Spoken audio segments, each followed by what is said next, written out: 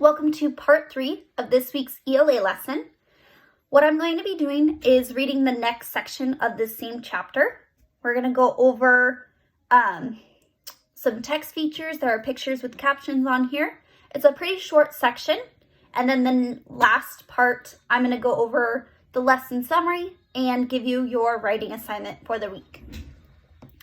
So this time I'm not going to give you the main idea of the section. It will be your job to figure out the main idea with 2 to 3 supporting details.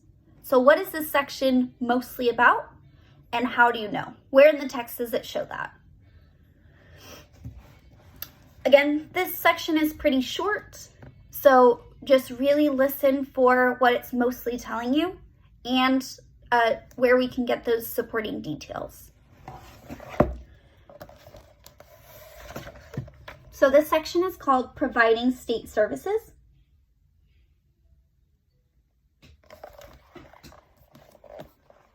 One major responsibility of the state government is to provide certain goods and services for its citizens.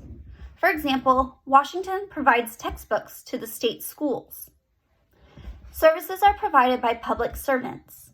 A public servant is a person who works for the local, state, or national government. The members of the legislative, executive, and judicial branches in Washington are all public servants. So are health workers, state highway workers, and park rangers. Police officers, firefighters, teachers, and librarians are public servants too. Even the President of the United States is a public servant. This picture talks about protecting wildlife. And the caption there says, the Department of Fish and Wildlife and the Department of Ecology work to protect the state's environment and its animals, such as this Olympic marmot. Okay, last section here is talking about taxes.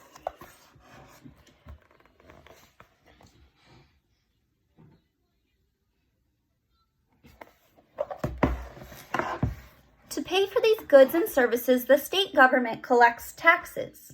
A tax is money that people or businesses pay to support the government.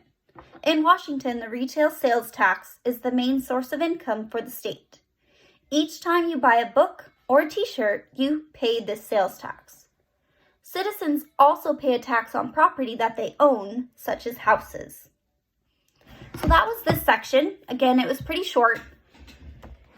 I would like you, and the assignment will be linked after this video, but I would like you to figure out what the main idea is. What was this section mostly talking about? And how do you know? Where in the text does it show, where in the text does it give details to support that main idea?